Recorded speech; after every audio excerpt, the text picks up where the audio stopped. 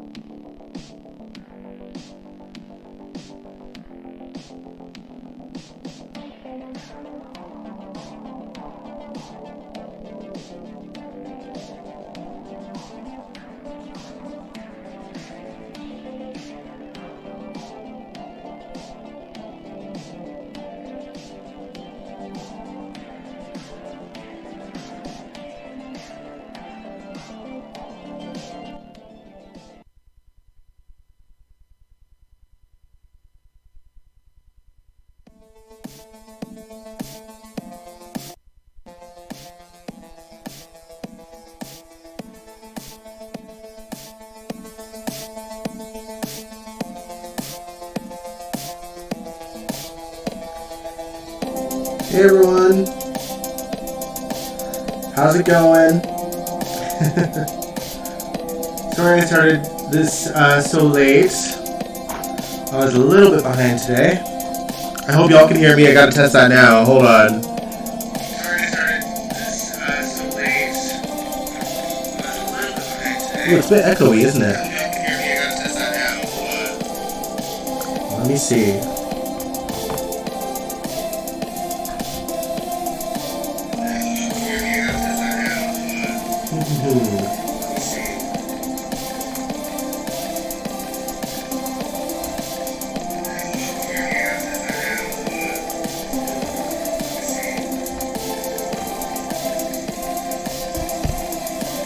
How about now? Are we okay?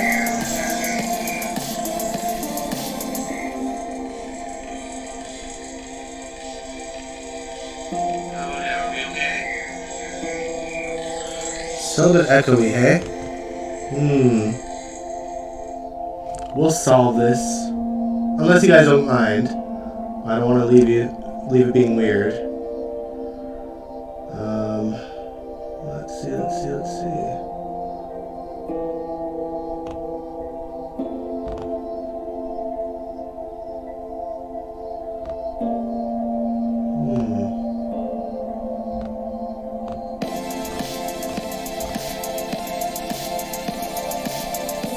Might not be as is. I don't know, guys. It's weird that it's echoing so much.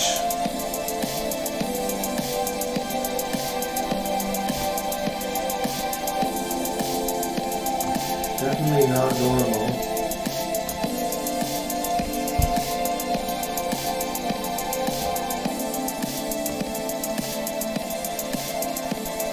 I'll turn the music down too. Sorry guys. I'm still just testing out a few things. I'll turn the music down too. Sorry guys. Oh, I think we fixed the echo at least. Alright. Still just testing out a few things. I'll turn the music down too. Sorry guys. Oh, I think we fixed the echo at least. Alright. Okay. And now we'll work on the music. Okay. I mean, I had meant to put like a kind of chill, laid back thing on. But, I don't know if we'll find one.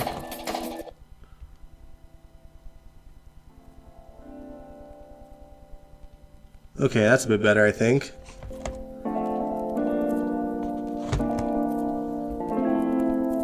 But quieter. Okay.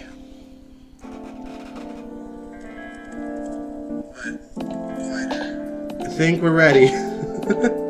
Sorry guys, didn't expect to have there we go. Alright, I think we're back to normal. Hi guys. Sorry for that. Those were technical difficulties I did not foresee. Thought I had my audio all figured out. My music went all AWOL. Well, let me know if this music is okay or if it's too loud. But I think we're good. I think we're good. Alright. In any case, welcome to General Hospital Envy, my GH After show. Sorry for the wait there, guys. Thanks for your patience. I hope you all are doing well. I hope you guys had a first great start to the new year, the first week. Hope you guys had a good weekend as well. It was cool to hang out with all of you on the first to just kind of talk about, you know, predictions for GH on the first. But yeah, and it was funny because, you know, we saw a bit of what happened in Port Charles, you know, at that point. And now we're here to talk about it in more detail. So, without any further ado, let's get into it. What did the new year bring to Port Charles? Murder, for a start. The hook-wielding and now mask-wearing psychopath went after Jocelyn, who basically stumbled around everywhere because she was in heels and undressed. But thankfully, Britt was able to hear Jocelyn screaming at Pier 27, all the way from Pier 55, where she was waiting for her ride out of Port Charles, and ran there in record time to save Jocelyn. Britt and the Hook struggled until Dex appeared once again like he did at practically every other Hook attack to save her and Jocelyn. He shot at her and she ran off. The Hook ran off. Naturally, Britt wants to call the police, but since Dex shot at the Hook with an unregistered gun that Sonny gave him, he thought it was best that he was never there and took Jocelyn to safety. And Britt agreed, saying she could handle it and won't mention him or Jocelyn's name. Britt's brush with the killer made her realize that she didn't want to leave Port Charles after all, and heads back to the Haunted Star to tell her mother that she's sticking around. Unfortunately, when she gets there and tells her she's staying, we find out that Britt's dress is torn and she's got a bit of a bleeding gash, and Britt collapses. Turns out the Hook killer actually managed to nick Britt with the hook without her noticing, and since it's been so long already and the hook was laced with venom as usual, Britt knew her time on Earth was done, and she even waited to let Liesl know what actually happened to her. And when she did, she asked her mother to hold her in her arms, like she didn't get to do with Nathan, and she eventually passes away. Man, I'm just so upset still, you guys. Oh, I'm sad that you're not enjoying it, DG. I'm actually, as sad as I am for Britt, I'm actually really enjoying the show right now, overall. Long time no see, by the way.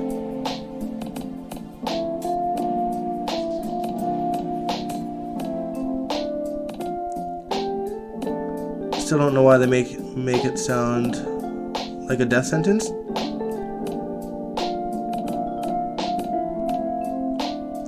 Are we looking forward to Anna and Val finally rescuing Lucy? Yeah, it's about time they bring Lucy back. I hope that they find her in Paris. And I hope Victor has a big surprise up his sleeve to reveal the ice sleeve related to the Ice Princess necklace. The other stories are boring me. I mean, the thing with this is, like, I guess there's not really... Every story kind of wrapped up by the end of the year, apart from kind of the hook killer, but I'm assuming it's coming to an end soon, at least on that front. And now, I think the leading story for this year is going to be Victor Cassadine and whatever's happening with the Ice Princess, for sure.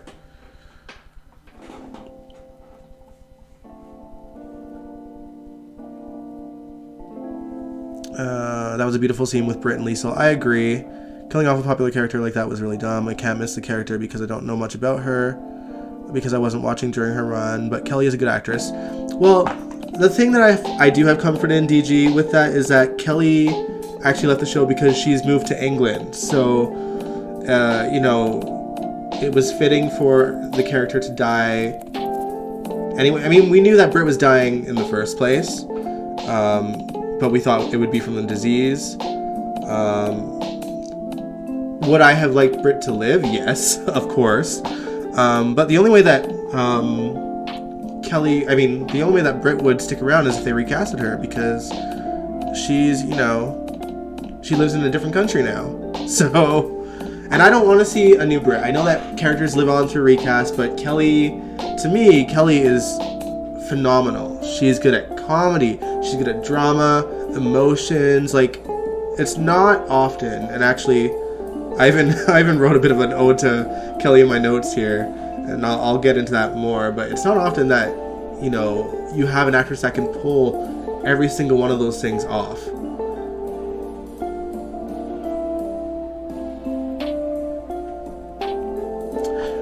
Oh yeah, so she's already filmed Station 19, and that's exactly what I thought. Like, in my opinion, the whole time I was like, there's no way that she can't do both at the same time when they shoot on the same lot.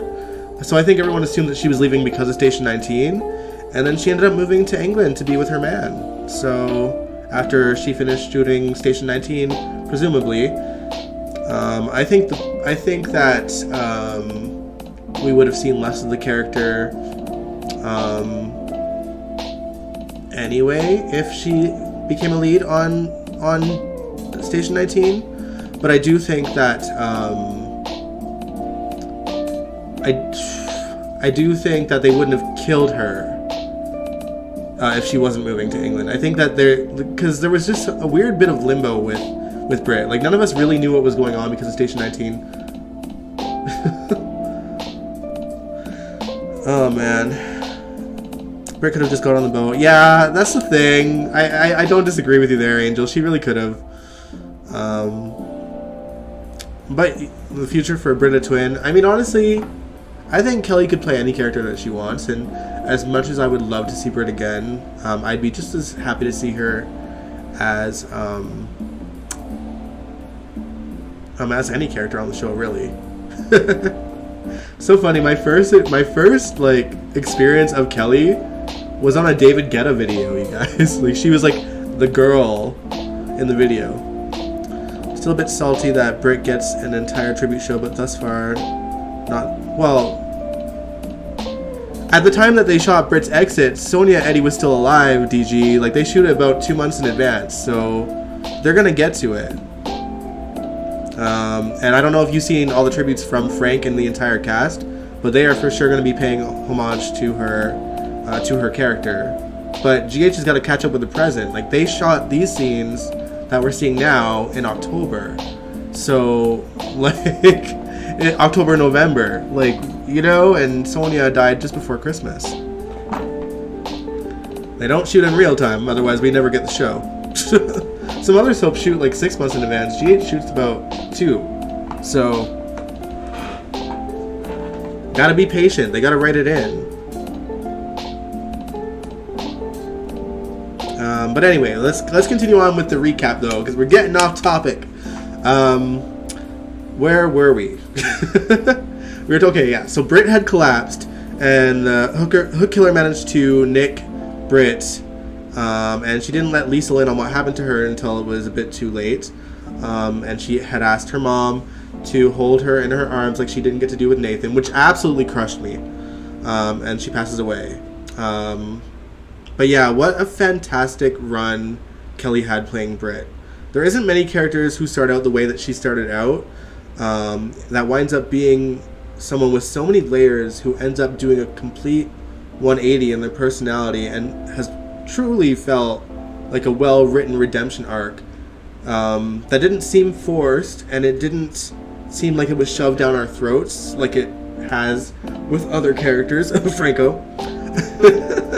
But like it, it's I think what helped for Britt in Britt's case, aside from the most recent story arcs with her, obviously her Huntington's disease and her sort of budding friendship and relationship with Jason, which was more recent, I think what helped initially was finding out that Britt's parents were Obrecht and Faison in the first place, because we kind of understood, okay, well, crap, like, now we get why she is the way that she is. She had one hell of an upbringing with two really bad parents, and so I think, and then they give her a brother like Nathan, who is like incredibly good, and on top of that they give her another brother in Peter, who is incredibly awful.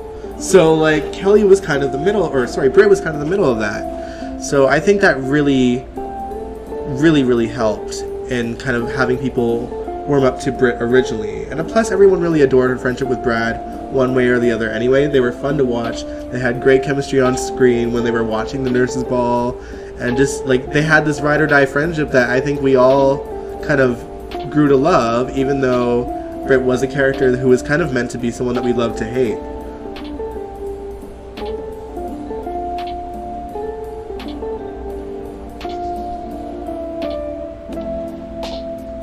So I'm scrolling up and seeing what you guys were saying, because I had to read a lot there.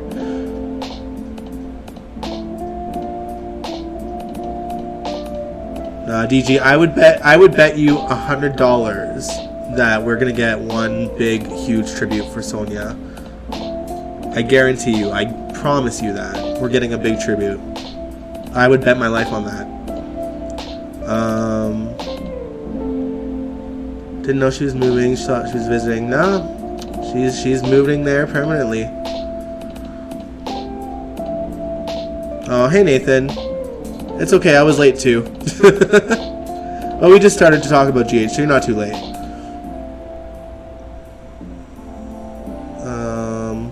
Oh, Sandy, you hated Britt when she first came on. Well, I think we all did. Like, we all did. We weren't meant to like her. Like, the thing is, like, she came on Ron Carlivati's writing tenor, and his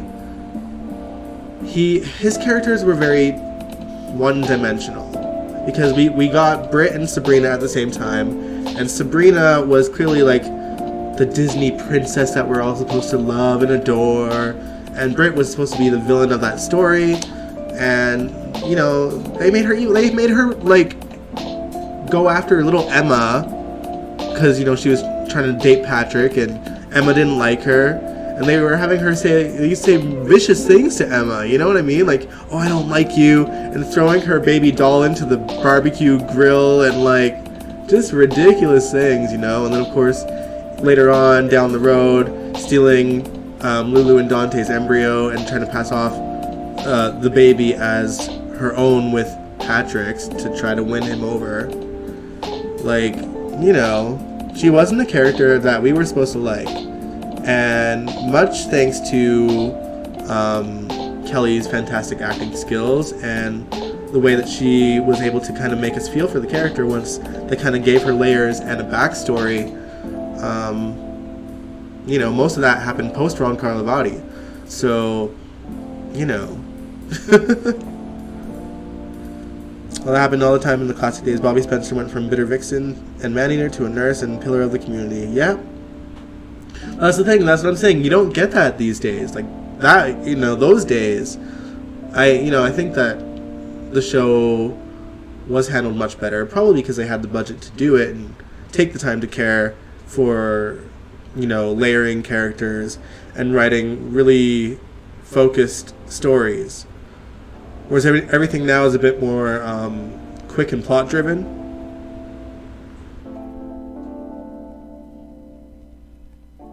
That's true. Unlike most characters that break the law, Britt actually went to prison and served her time. You're right, Edmund. Britt's redemption was gradual, not all at once. Exactly. Britt's character development has been amazing. I hated her when she first came on. I softened to her when she was with Tyler's Nick and pregnant with Ben, Rocco. Yeah, Angel, yeah. Laura went from confused bitter teen to superheroine, wife, mother, and pillar of the community. She did. I'll bet you $1. Alright, bet, DG. Bet. Family members will think they get... what family members they get for a nurse not shown a lot. Well, that's the thing, is that Epiphany's family was the General Hospital staff. You know, like, yeah, she did have a son, but he died. But as you can see from all the tributes from GH cast members, past and present, like, she was loved by that entire show. You know, it wasn't just like the actors paying tribute. It was the makeup people, the wardrobe people, Frank Valentini, you know, like, everyone had nothing but amazing things to say about her. And when I think of Epiphany and all the writers that have not all the writers, but all the producers that have come and gone while Epiphany has been on the show, Frank Valentini seems to be the only one that gave her actual story. Not that it was much, but he gave her more story than anybody. And so that's why I think that he respected her far more than anyone else that worked over the show in the last, 15, 20 years that she's been on.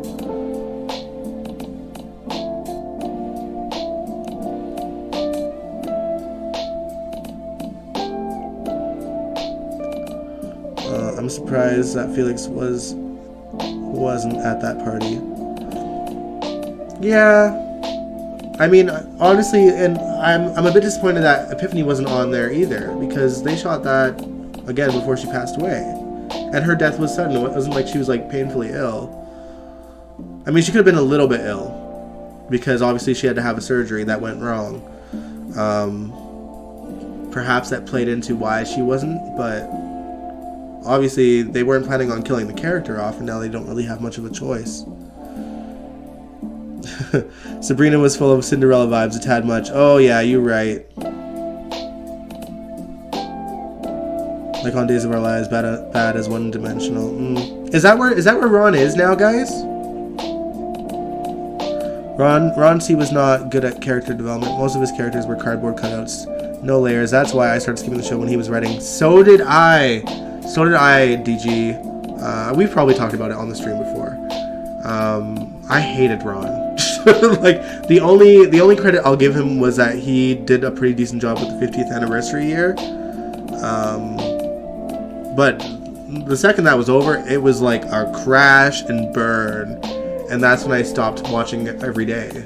Obviously, this is before I started like doing GHMV. I think I started 2016 for GHMV. But maybe 2015 or 16. But yeah. And cartoonish Carlavati writing style is postmodern. Oof.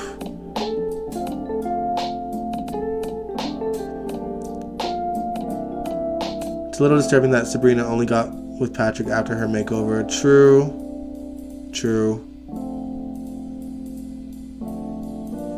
I never liked Sabrina character, but I liked the actress as a singer. Kind of like how I feel about William Lipton today. His character is straight-laced and boring, but he can really sing. I actually agree with you about Sabrina. I wasn't really into her character either, but like, I think my thought process back then was like, well, between her and Britt, I'd rather Patrick be with Sabrina than Britt if we can't get Robin.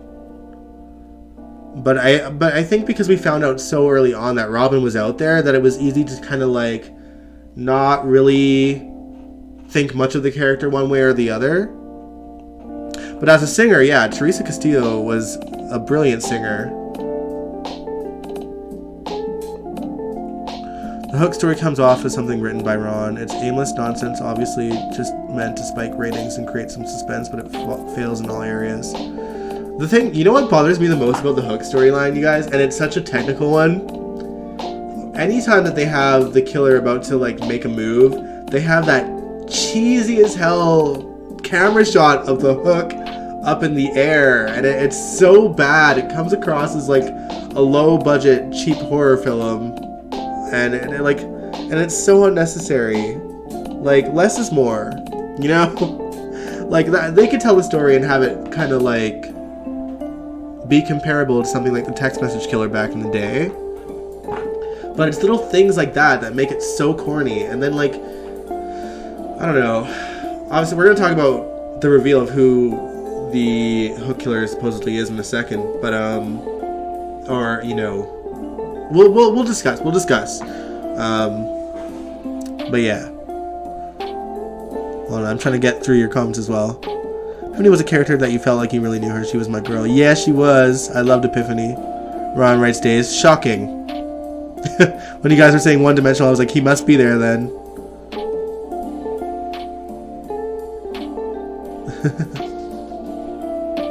Ron is good at tongue-in-cheek humor and callbacks to other generations and other shows.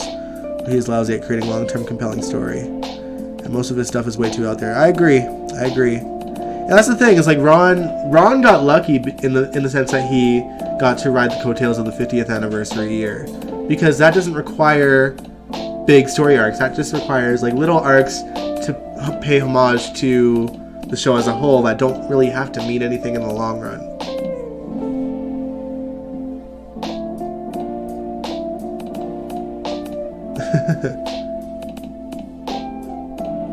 Jason's mother-in-law? Jason's mother-in-law? Hold on, okay. Let's talk about this, okay? So, let's say. Alright. Okay. So the Hook killer. The Hook killer, we catch up to them later on the docks, who takes off her mask, and it's revealed to be Heather Weber.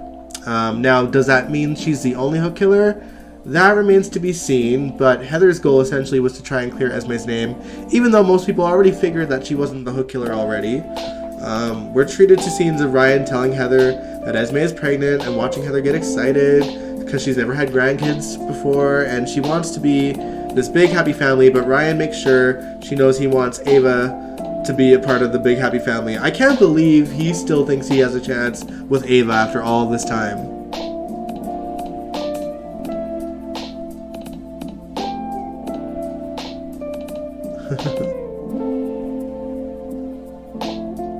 I take it he's not doing so great on days, come on. Not shocking. Poor Steve. Steve joined Days and now he's stuck with Ron again.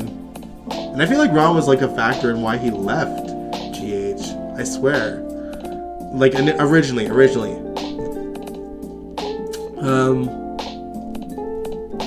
Alright, but yeah, let's talk about Esme. So last we had seen Esme. She had taken a swan dive off the parapet of Windermere into the cold rivers of Port Chuck. And she certainly is resilient because she survived. She actually climbed on board to the Haunted Star where Spencer and Trina were still getting cozy on the deck. And they were shocked to see her naturally. But Esme collapsed, and that's when Spencer and Trina noticed that she was pregnant. And they take her to GH, and Spencer calls Elizabeth to tell her. And she was at Windermere because Nicholas had called her to tell her that Esme escaped. They quickly made their way to GH, and Nicholas had also called Ava to tell her that Esme is at GH, and Laura was with Ava, so, you know, they both went to GH together. Ava and Nick would obviously have to prepare for pretty much anything when it comes to Esme, given what they had done to her initially, and of course Nicholas and Elizabeth had to prepare for the worst as well. And Dante is there to question Esme, but apparently Esme has forgotten everything. She's got amnesia from the dive, apparently. Do we believe her? Do I believe her? Hell to the no. This is classic Heather Weber. And even though she doesn't know her mother is Heather Weber, you know, like mother like daughter. It's funny, even before they revealed that Heather was Esme's mother, I kind of got Heather vibes from her.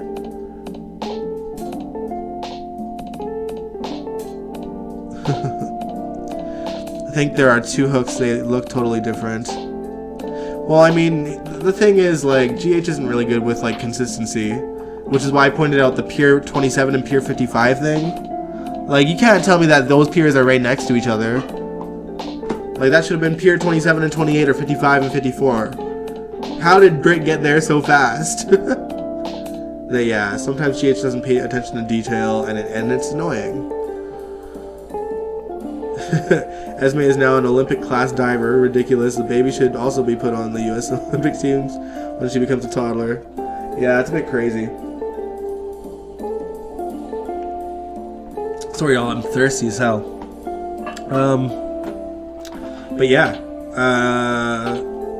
Esme's resilient. That's for sure. But yeah, like I said, I don't think that she's that she really has amnesia, to be honest. And let me know what you guys think too.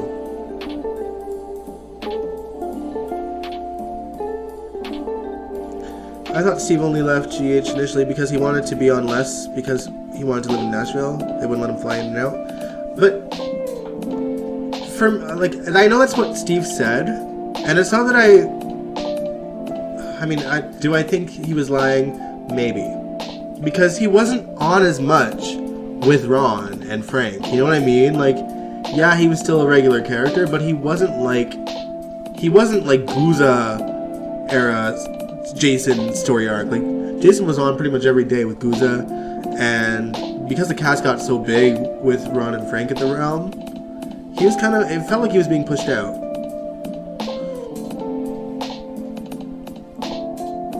GG said the one bright spot in this mess is Avery's performances. She is still nailing her scenes. She's always reminded me of Robin Mattson as Heather in her youth. Now the amnesia is giving those vibes. Yeah, see, I agree with you there, DG. Like I said, initially, before Heather was even back on the show, I always got mad Heather vibes from Esme. And I think that Avery does an incredible job at the character. I hate the character, but I love Avery so much. And not another amnesia story. Oh, yeah. Britt just steps through the revolving door, and there she goes. I think... Oh, DG, you said, I think Esme is not faking it because she revealed that Ryan looked familiar. If she was faking it, I don't think she would want everyone to suspect that she was really close to Ryan as twin. But I think that Esme knows that people know that she was close to Ryan, because that's why Kevin ushered her out of that facility in the first place, right? So people were aware. I don't think she's faking. She's better off remembering and ratting out Nick. Yeah, so in relation to that, like, even Nicholas and Elizabeth are they're watching Esme closely because they want to know for sure if she's faking the amnesia or not. Elizabeth was almost convinced that she wasn't faking it because letting the PCPD know that she's been held hostage at Windermere at the time would actually clear her from being, clear of being the hook. But personally, I think she's working an angle to blackmail them in a long run to get everything that she wants from Nick and Elizabeth. But time will tell, assuming no one tries to kill her. We'll talk about how someone tried to kill her anyway. Where is Kevin? Kevin was with Esme. So I had to scroll down because we were kind of getting into a point that I just wanted to get into it anyway. So Kevin did actually check on Esme because of the amnesia, and of course Martin goes in as her lawyer because Nicholas hired him, sorry. I'm getting all jumbled up. Let's backtrack a little bit, and we'll get into that in a second. Because the obvious elephant in the room right now is that Esme is pregnant, and since Spencer wouldn't touch her with a 10-foot pole, he knows he ain't the father, and he also knows at least one person that had sex with her since. And so does Ava, and Ava confronts Nicholas, and he confesses that he is in fact the baby's father. The look on everyone's face, Trina's face, Laura's face, oh my god, so good. Elizabeth, she was like, you nasty, like, oh, it was so good. Oh man. I believe the amnesia is real, but she will fake it once her memory returns. Oh, that's a definite possibility too, DG. And you're right, when she gets her memory back, she will blackmail everyone to get out of trouble. Yeah, that's definitely a possibility too. Esme knows exactly what she's doing.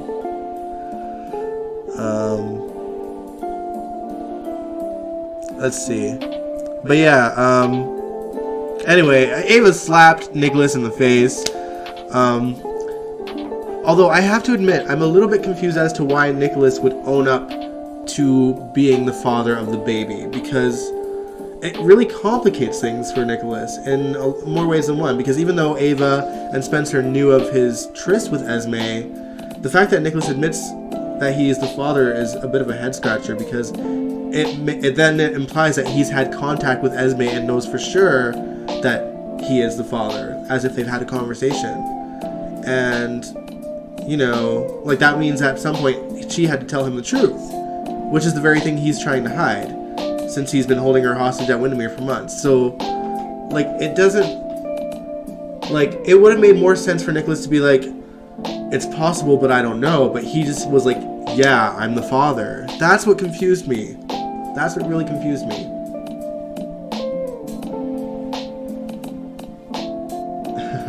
Sonny has some nerve manhandling Nick for getting Spencer's girlfriend pregnant when he did the same to Morgan with Ava.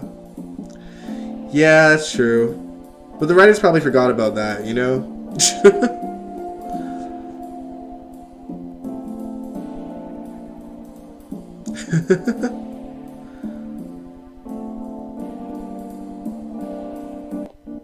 He nailed everyone but Lila Q and Jesse Brewer. Man.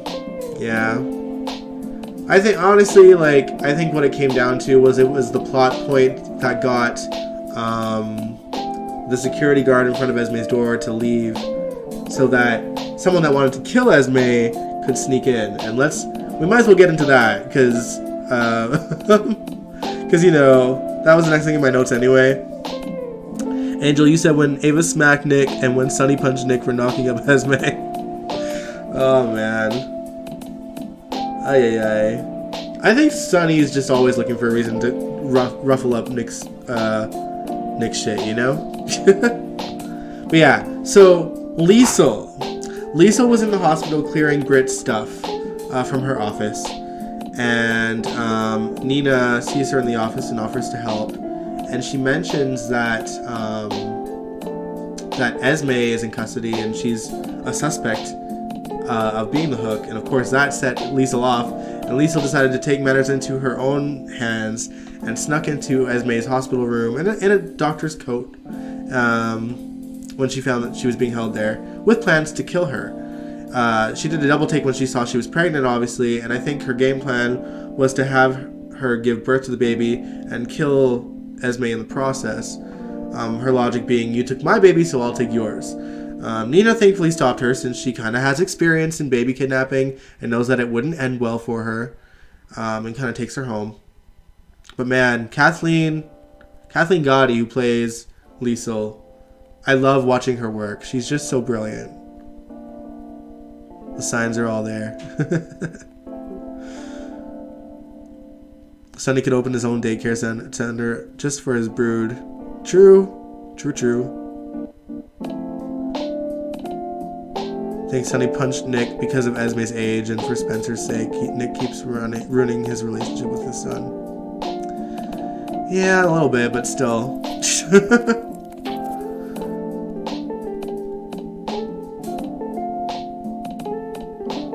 Yeah, Sonny dated Emily and Karen Wexler. That's true. He has his own hypocrisy in dating younger women who are practically girls. Even Brenda was quite young when he dated her. Dr. O's scenes with Esme were delicious. I loved it because, you know, Esme was terrified. And of course, like, she drugged Esme with the plan to, like, probably have her give birth somehow. I don't know how she thought she was going to pull that off in that little window she had to go in there, but whatever. Liesl is kind of like an act first, think of the plan later, which always gets her in trouble in the first place. But yeah, like I said, Kathleen was phenomenal this week in watching her grief for Britt. We got some beautiful scenes of her saying goodbye to her in a hospital bed as well.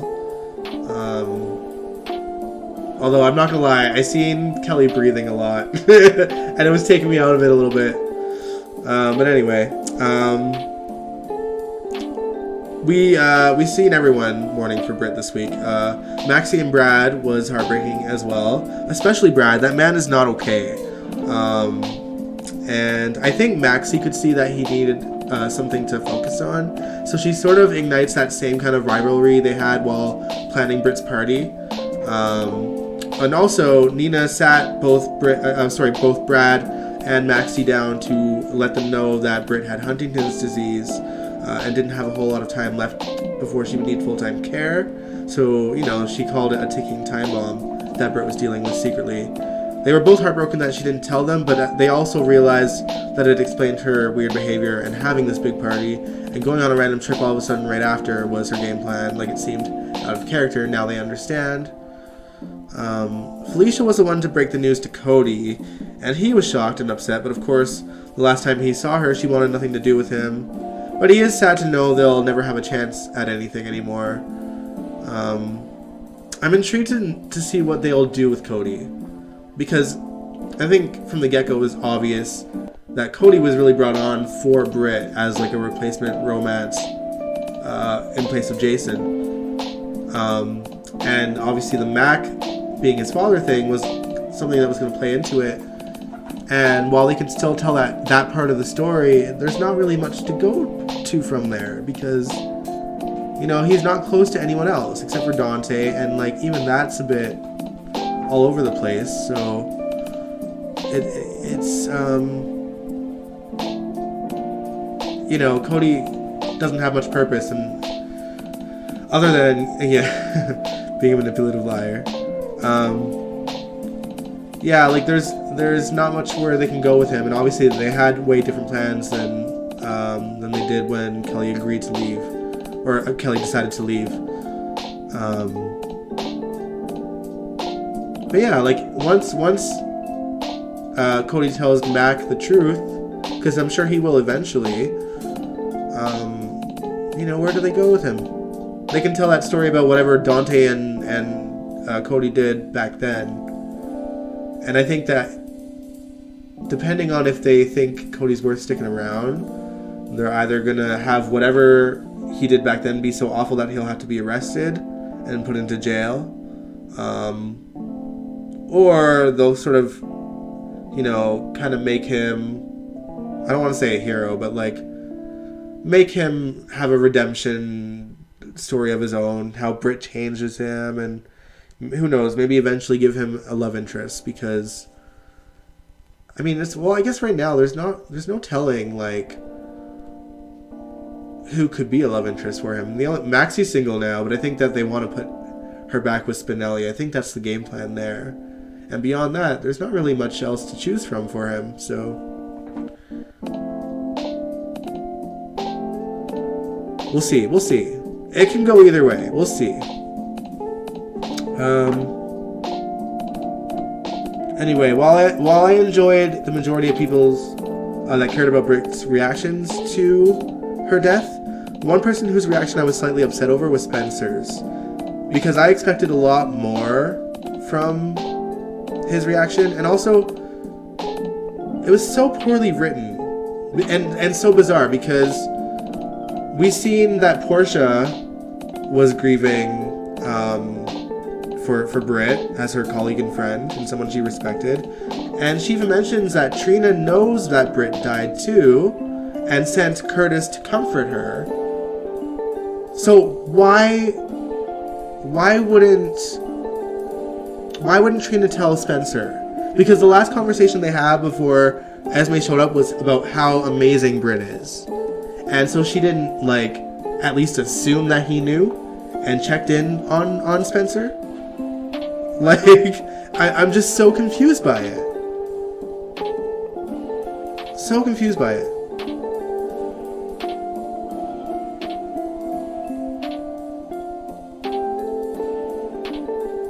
Who was the woman that baby died? Which woman? What baby died? I'm confused. Wait, what? Brandon was married too. Oh, Brando. Oh.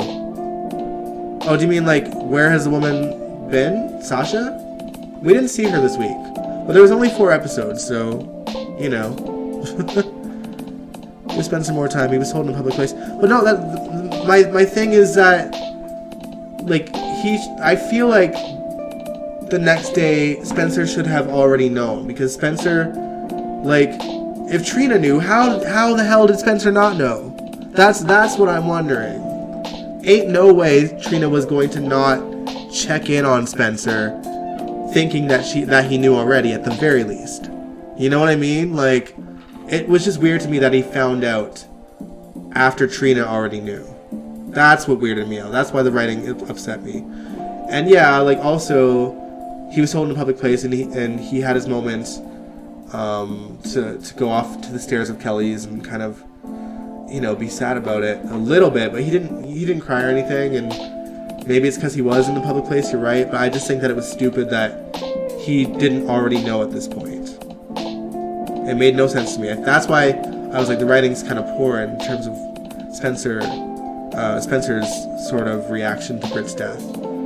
Wasn't so much about where he found out, or no, it wasn't so much about his reaction when he did find out. It's about the fact that he found out after a lot of people that he cared about already knew. That should have texted him at least. Lazy writing. Yeah.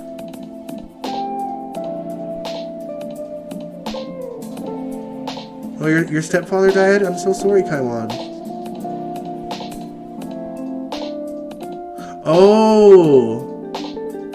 Oh, you think Cody will be with Sasha?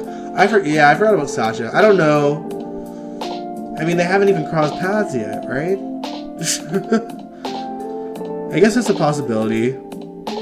I just think that she'll need a lot more time to grieve. Mind you, Maxie keeps hopping from guy to guy every time a guy dies around her. And they put Elizabeth with Finn pretty quickly after Franco's death too.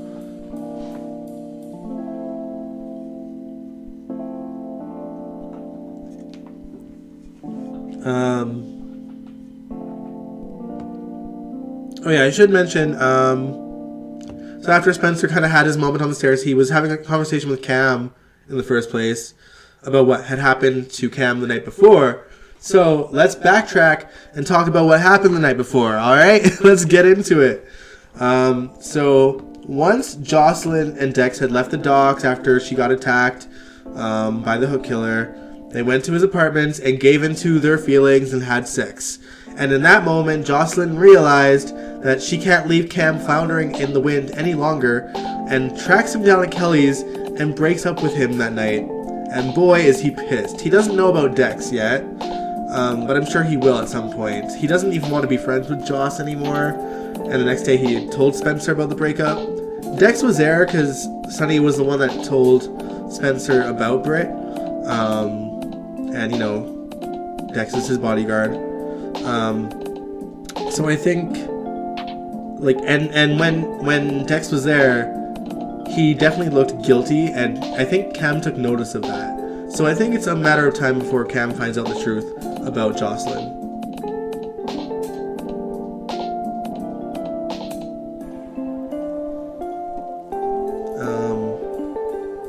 Sasha don't need Cody. Good lord, poor girl. I just don't see them putting Sasha with anyone. Just because, I don't know. Sasha is such a, I don't want to say unnecessary, but she kind of is. She's kind of an unnecessary character. There's really, like, her and Brando were kind of in their own little world, and yeah, they have people like Sunny and Nina in their corner, but, like, there was never really a need for Sasha or Brando really to be on the show. And I just think that it would make more sense for the show to usher her off at some point anyway. And, you know, live life away from Port Charles because of all the pain she's suffered over there. You know, there's nothing left for her there. And yeah, she has some family and friends, but, like, I don't know. I feel like if I had gone through as much as what Sasha gone through, I would want to leave town and never look back. And, you know, my family and friends, they can come visit me wherever I go.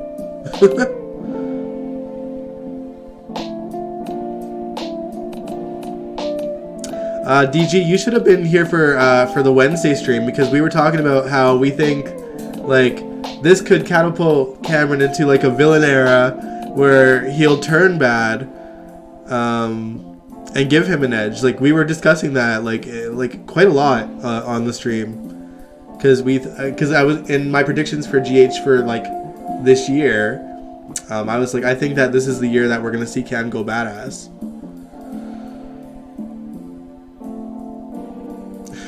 Sasha and Cody should run away together. Listen, you guys know I like Cody. I'm trying to be objective and saying like, it would make sense for Cody to leave, and it would make sense for Sasha to leave. But I don't want them to leave together. I don't want Cody and Sasha together. I want Sasha to just have her sort of journey of healing and to just go. You know what I mean? And Cody can do that, I guess, himself and go separately. Selfishly, I find the actor who plays Cody quite attractive. So I'd be a little bit sad. But storyline-wise, I think they'll have to reveal that if he does leave, they're going to have to reveal that he is Mac's son. And then have him just go after that. Because there really isn't any story for him. He was clearly brought on for Britt, and Britt is gone, so.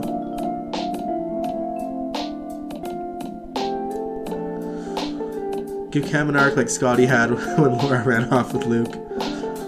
I don't want Cam to be like the guy that always loses, though. Because Scott was very much that for like a decade. But I do want him to be the bad guy, and I do want him to be, a bit of a rebel and kind of like have an edge and like act out and stuff, but not just like, I don't want him to like fawn over Jocelyn like Scott did for Laura for years, no matter what. You know what I mean? Like, Jocelyn hurt Cam, and I think that for sure he'll go after Dex for a little bit, but I don't want that to be his end all be all. I want him to just like have his moment with that, and then just like be a bit out of control like in his life, generally speaking. And like Jocelyn can kind of come in and take pity and say you're not like this, blah blah blah. But like I don't want him fawning over Jocelyn. I really don't. I want him to like be so mad that he doesn't give a shit. You know what I mean? Yeah, exactly. Make him a bad boy and give him a bad chick. Someone actually mentioned a Blaze for Cam on the live stream on Wednesday. But I don't know. I don't see Blaze. I don't know.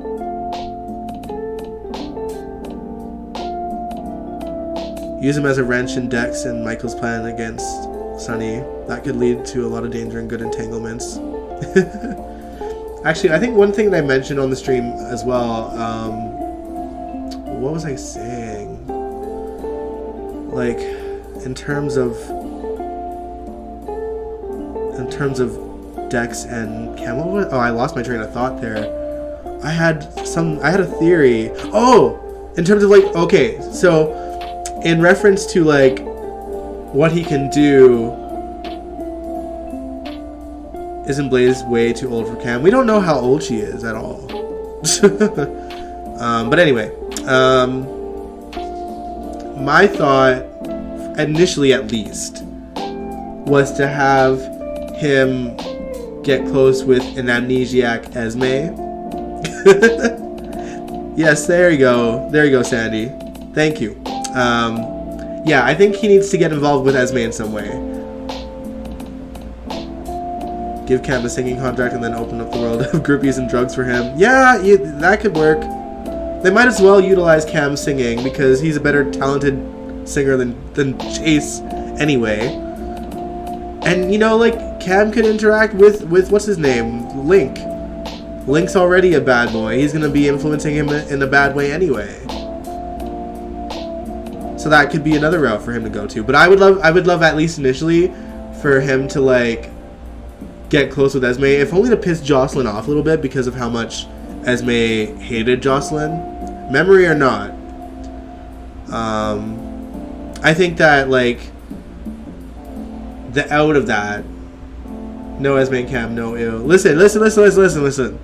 I think, just initially, okay? Like, I think once he inevitably finds out that she's faking it, whenever she starts faking it, if she's not already, I think Cam will be out the door. Because, like, that's, like, no. But it would be fun for a little bit. That's all I'm saying. And then I think that, DG, you had a great idea in making him get a singing contract. And I think having, you already have Link, who's a scummy producer to begin with. And that would be, he'd be, like, taking Cam under his wing, So it's like a built-in story. And Cameron is a talented singer because William is a singer. So that girl recorded him having sex and embarrassed him. Why? Because he's a sucker. He was being played by Esme back then, so he's probably, he'll be like, Esme doesn't remember making the sex tape. She's a whole new person now. Because he's that dumb, okay? And he's vulnerable. So it would make sense to me that he would go there with her, okay?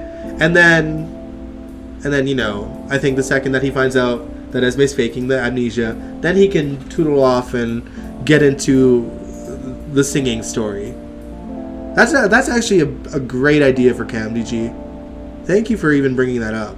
I don't know why I didn't even think of it.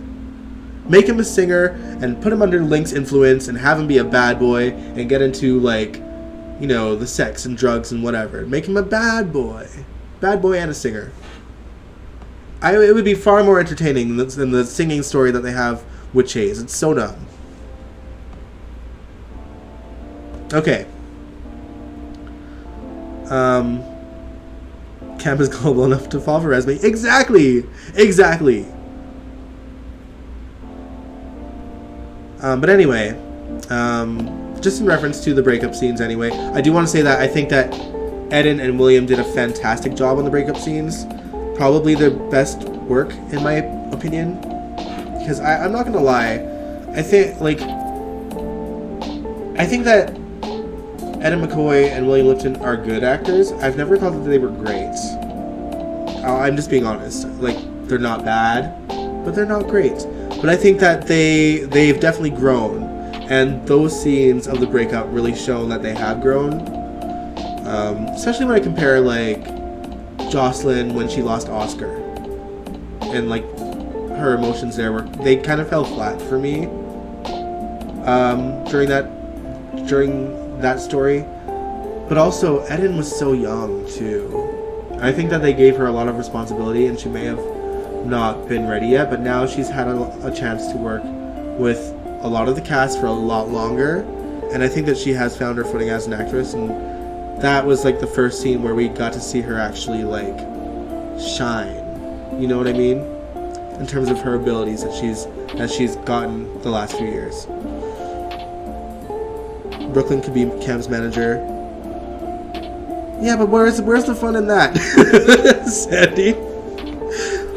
He needs someone to get to make him be bad. That's my point. I want Cam to have a villain era. Brooklyn being his manager wouldn't make him bad, like, because she would probably do her best to shield him from things like drugs and alcohol and sex and this and that.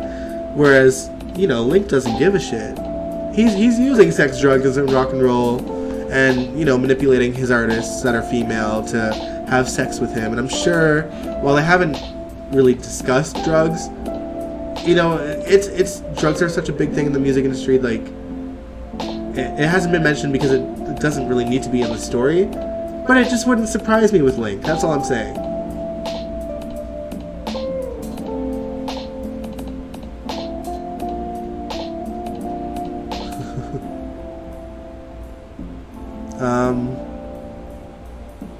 But yeah, moving on. Jocelyn found out about Britt the next day as well from Carly. And of course she had no choice but to tell her that she was the person that Britt saved, and how Dex was there and shot the hook with an unregistered gun that Sonny gave him. Of course she left out that, she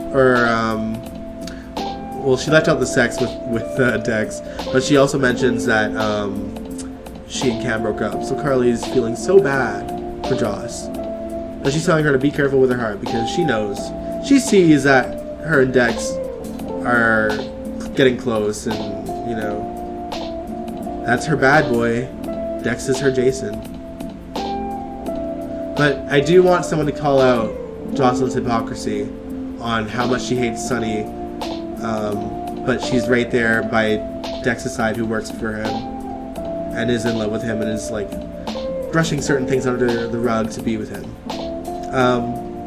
Although, you know, at some point she's going to find out the truth that Dex is just working Sonny for Michael. So we'll see how that goes. Speaking of Michael, while most of the week was about Britt's death, we did catch up with Michael and Willow.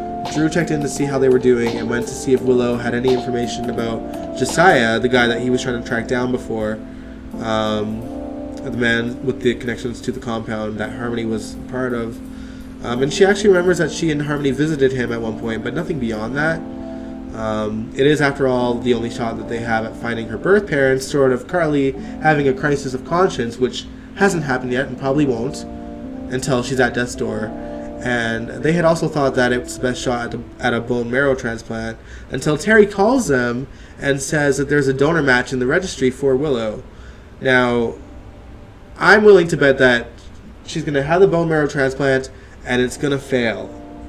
Because what would be the point otherwise? Who's Willow's donor? We don't know yet. But she has a match. Also, I should mention that Nina is on the verge of finding out Willow has cancer. Not by doing anything mischievous, it's just that Liesl had packed up all of Britt's things from her office, which included her files, and Nina was somewhat rummaging, but only really to reminisce about Britt and her achievements. She hasn't spotted the file yet, but there's definitely a file on Willow's cancer in that box that Liesl had. So she could very well find out pretty quickly here. I don't know, what her reaction will be except for guilt on how she pushed Willow. And I think that she's gonna, if she does find out, she's gonna go over to Willow and be like, I'm so sorry. I saw something that I shouldn't, and I'm so sorry that you have cancer, and I'm so sorry that I pushed you so hard, and, you know, it'll be another reason for Willow and Nina to be at odds with each other. Couldn't care less about Nina being Willow's mom. I'm wishing Nina would get hooked and we'll be done with her. I hate Cynthia Woodrose on GH. I loved her on Guiding Light, but Nina's boring. I felt like she was a weird choice for Nina. Because Michelle Stafford played her... I mean, Michelle Stafford has such an... What's the word I'm looking for? Eccentric personality. Michelle herself has an eccentric personality, and that really became such a big part of Nina's character as well. So, I don't know. And it never showed with Cynthia.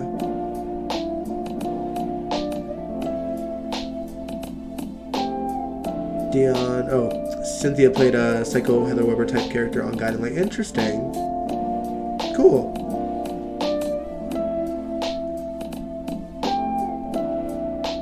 Wireless headphones of the week? What do you mean?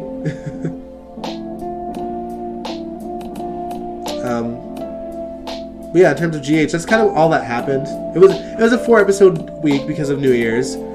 I recommend I watch clips of Cynthia Woodrose on Guiding Light when I get the chance. We'll see. It's not that I think, listen, I think that she's a fine actress. It's just that, the writing for Nina has been awful. It's been awful the entire time Cynthia has been Nina. But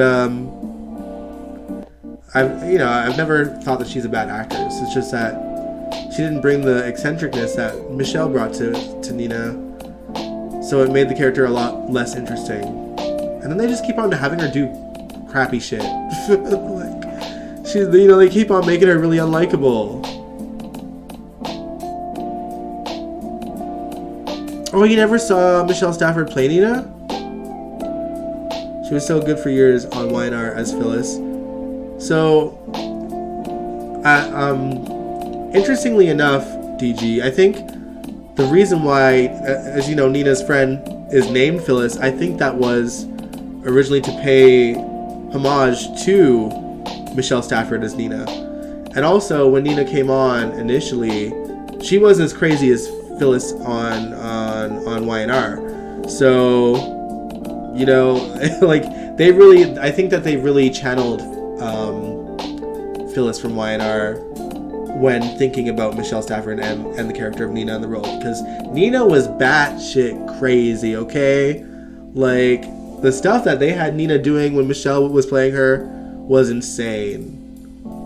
You know, like, they had her, like, induce Ava's labor and pull the baby from her womb and kidnap it, okay? Like, Nina was batshit crazy with Michelle.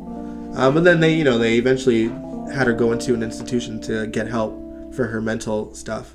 And she did get help for it. So the character did grow.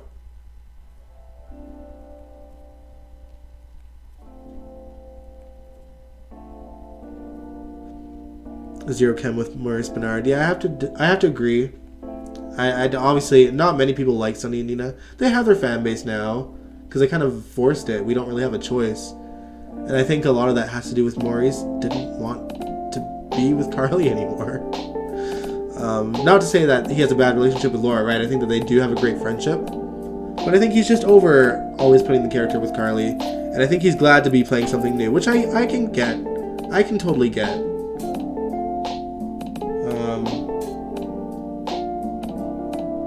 Sorry, I thought my thing wasn't going live for a bit. But yeah, where was I saying? Oh, you're right. They even brought Nina out of a coma, and Phyllis had been in a coma. There you go. Yeah, exactly. They were channeling her.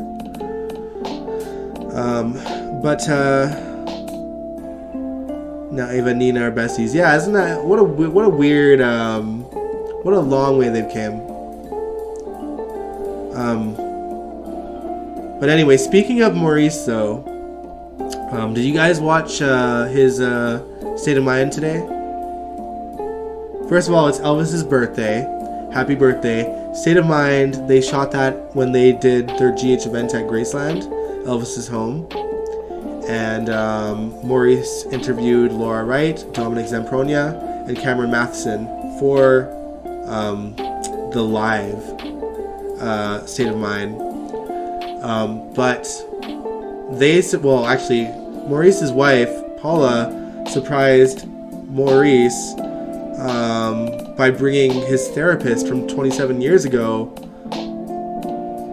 to Graceland to surprise him. And Maurice's reaction, oh my god, I could barely hold it together. He was crying, and I just wanted to cry for him. And that hug that he gave his therapist, and oh my goodness, so good, so good.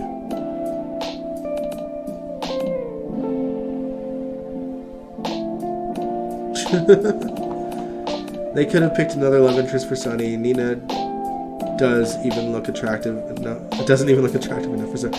Listen, I think initially why they put Nina with Sunny was because of the Jax angle, because Sunny and Jax always share women. And of course, Jax isn't there anymore. But like, I don't know. What else could they do with Nina? And who else on the show now could even be with Sunny? You know what I mean? Like, there's no one. Like, it's Carly or nothing.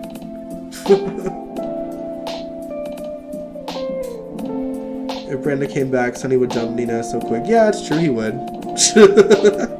But I don't think Vanessa Marcel is coming back anytime soon. So she always hints at it, though. She always acts like she has this big GH secret, and like nothing ever comes of it. I think she just does that for like the attention, create a buzz, create some, movement in her social medias.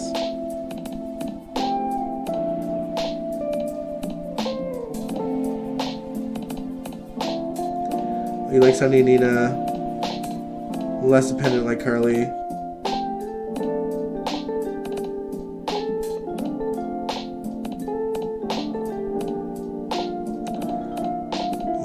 plastic surgery doesn't do anyone favors, I don't think. That's just in general how I feel. But to each their own, you know. They want to do it. It's their prerogative. It's unfortunate. Yeah, that's GH in a nutshell this week, you guys. I'm looking forward to whatever the funeral will be for Britt. I hope that we get a good send-off for the character. Because that's obviously what's next. And I hope that we get to see Spencer grieve a bit more. Because I do feel like we got gypped with how they handled Spencer finding out. But yeah. I can't wait to see more of the fallout. And I'm intrigued to see where they go with this Esme Amnesia storyline and how long it kind of lasts. I don't want it to be like I don't want it to be a long story arc. At least when I don't want the show to leave us in suspense on whether she's faking it or not. I want them to show their hand with where Esme actually is mentally.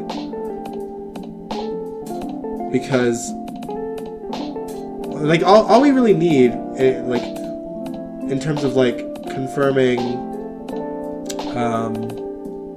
whether Esme has amnesia or not, is a scene by herself and how she's, you know, because Esme always talks to herself. Like, she's always talking to her baby. So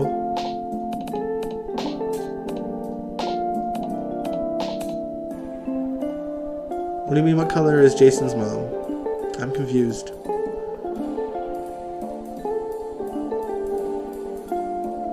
When GH finally goes off the air, if Maurice is still in the cast, I do hope Vanessa comes back to wrap things up with Maurice. Yeah, I do. Like, I know that people think that Sonny and Carly are endgame because of how much they've been together, but like, you know, Sonny and Brenda were such a big super couple, and like really the last actual super couple they've had on the show. So like, I wouldn't mind them having Sonny and Brenda go off into the sunset.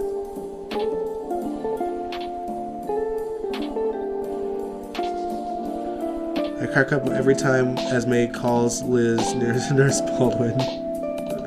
It is a bit funny. But yeah, the thing is, like, Esme was so good at bringing the waterworks to like try to make people sympathize for her when it was an act that I can't exactly buy that this is not an act.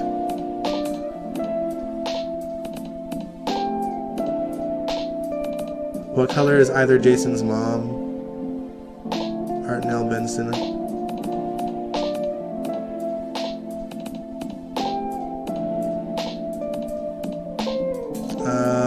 So I think you're referring to Nell Benson, but I don't know what you mean in terms of Jason. And the color of his mom, like what?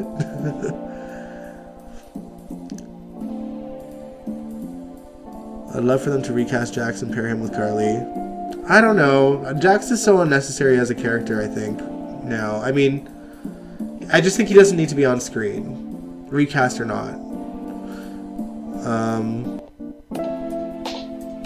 In my opinion, Maurice turned Vanessa into an actress. Yeah. But Maurice has that effect on people, you know, he works, Maurice has a really good way of taking people he thinks has potential under his wing and making them really good at what they do, because we've seen it with Michael Sutton when he was playing Stone. He wasn't much of an actor to begin with, and he grew as one. And the same was with, you know, like Brenda and even Jason.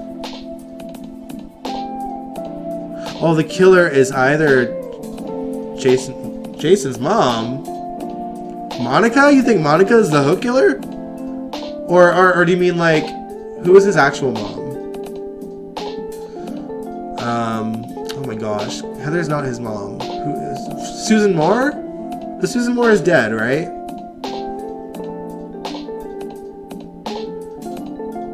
This time Esme jumped on purpose. It was ridiculous.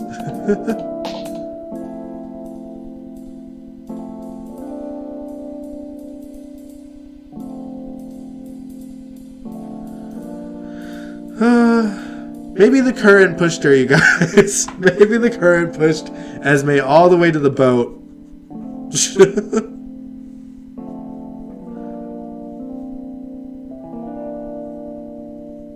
Oh, I know he ain't coming back. I'm just saying that there's not really a purpose for Jax either. Maurice is a lot like Tony Geary. He demands the best, and he does bring it out of his scene partners. He has even admitted that he didn't want to work with some actors because they weren't good to start. It's true. I do appreciate that as Maurice kind of ages, he's becoming more honest about what it's like working on the show and what it was like back then working on the show. I think obviously State of Mind has done wonders for him in that sense too, because he can get a lot of this all of what do you call it, he can get all of this off of his chest that he hasn't really been able to talk because, you know, to have your own platform wasn't really a thing back then, and he can't really get in trouble for talking about things that are kind of irrelevant. Obviously, the only thing he has to really be careful of is spoilers, because he is still on GH, and, you know, I suppose he can't really talk about who he may like or dislike on the show currently. Although he's certainly hinted at that there are people currently on the show that he does not like. And we could speculate, but we won't. Okay, let's not.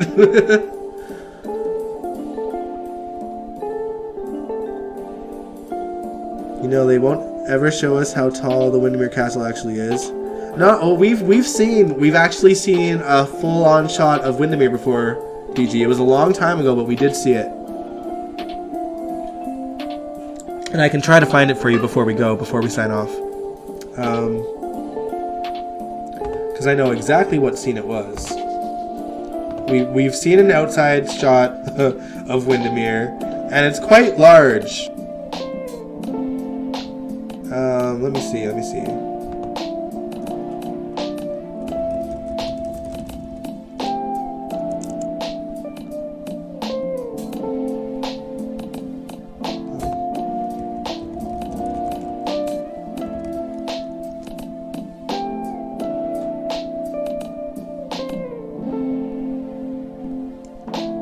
Yeah, they're close now. But, you know, like, and you know what the reason for that is? Because they had such gold with freaking Drew Garrett. Drew Garrett was one hell of an actor right off the jump.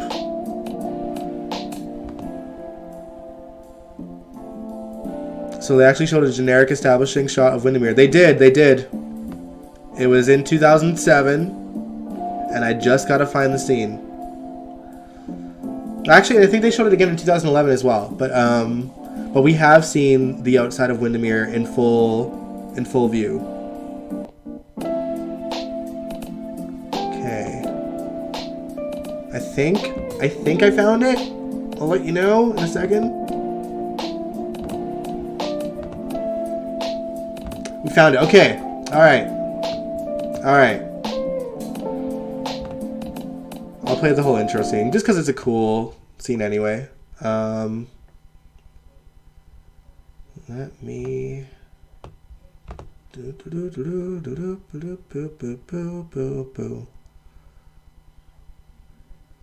Yes, exactly, Angel.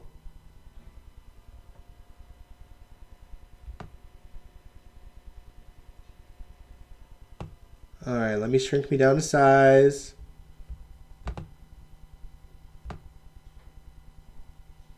You ready for the reveal, DG? This is what Windermere looks like. Right here, that is Windermere. Spoon Island. But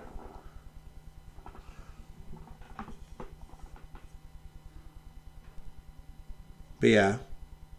This was the opening for the Black and White Ball storyline. It had taken Chad a while to grow, and though I like him as a person, I'm still not impressed with him as an actor. Yeah, same here, to be honest.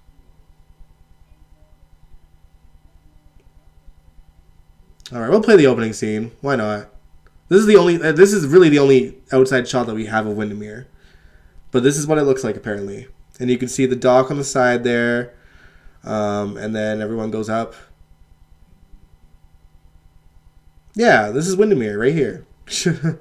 They've shown it a couple times. They've used it. Like I said, they used it in 2011 as well during the Irene Cassadine storyline, Helena's daughter. That was years ago. Yeah, but it's still, Windermere never changed. Like, it didn't burn down or anything. I'm assuming that's the parapet that we keep seeing her fall off of.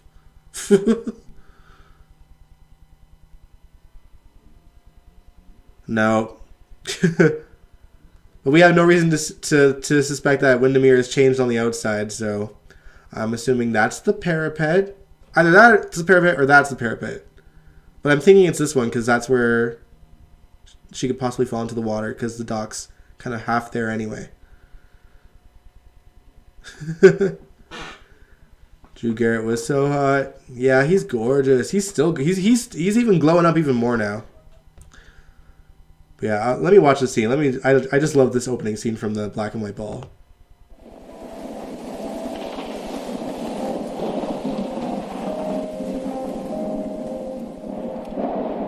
People say I love you more than life.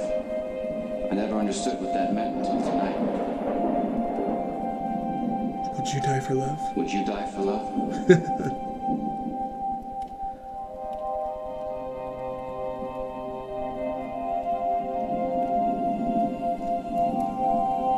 Big ups R.C. Cates for the score of this storyline.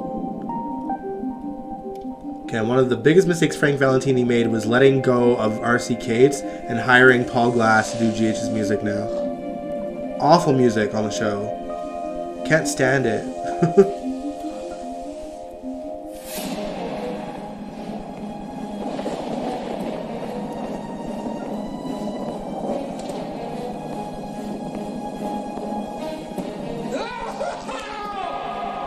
Tyler is Nicholas as well. Alright, that's all I'll play though. Side note, I sincerely hope that we get Tyler back as Nicholas since Marcus is leaving. I don't know anything, guys. Seriously, I don't. But I would love it. I would love Tyler to come back. I want to see him act alongside Nick Chavez.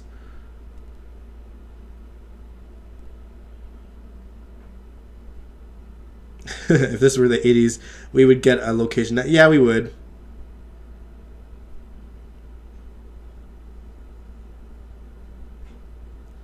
Yeah.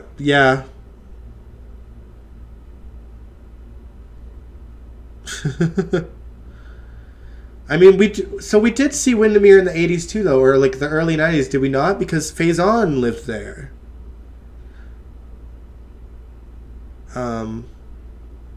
Praying every day that Tyler gets his job back.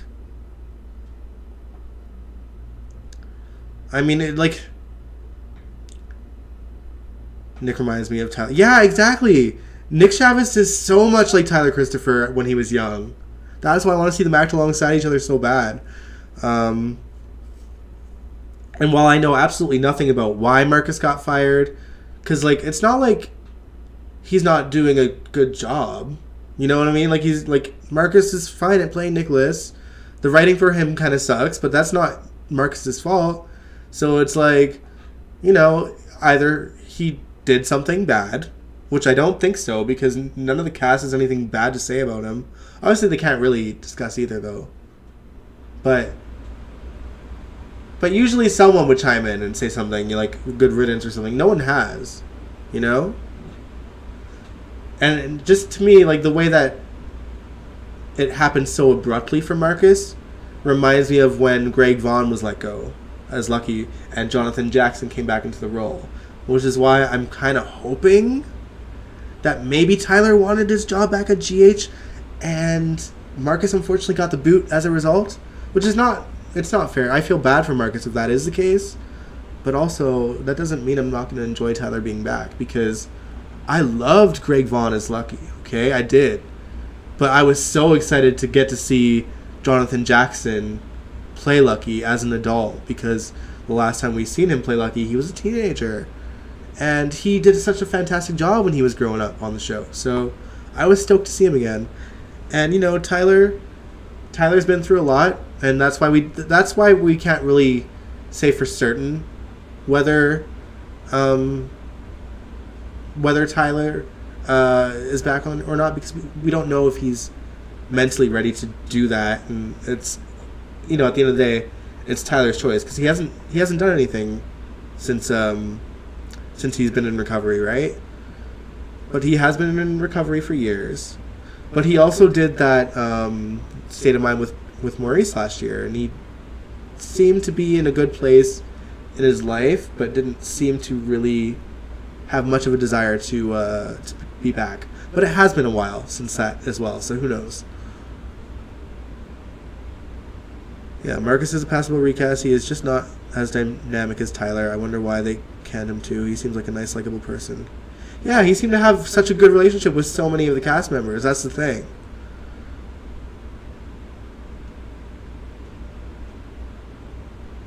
Tyler tweeted Frank and said that he was able to stand in if they ever needed a temporary recast again. See, so it seems to be like... obviously, his reaction was probably not... You know, of course, you're going to be upset if you're fired from your job.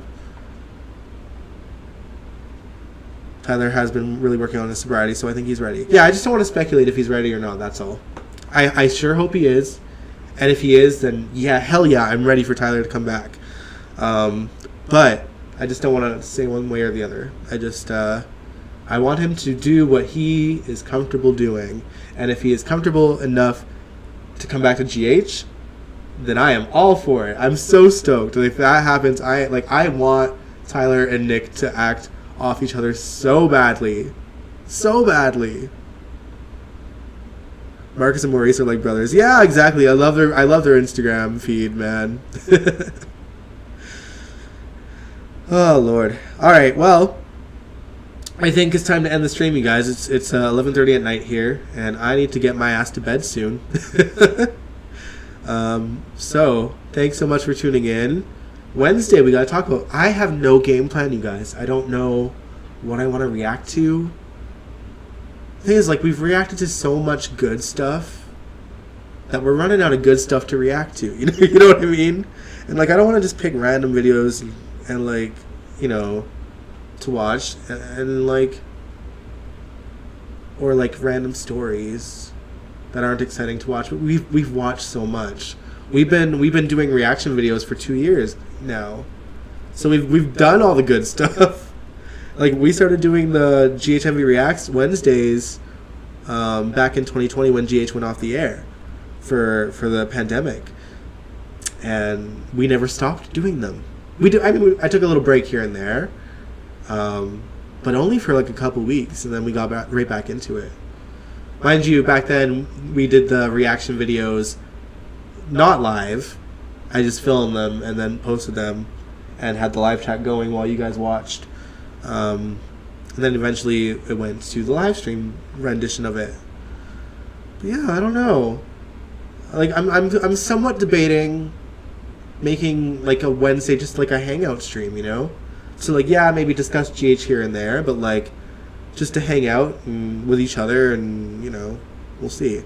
Not that we won't ever react to old GH clips. I think I'll always like watching classic GH. It's just not a whole lot. There are lots of GH, like old GH stuff has kind of disappeared off of YouTube because of a lot of channels that tried to continue to post new videos getting deleted.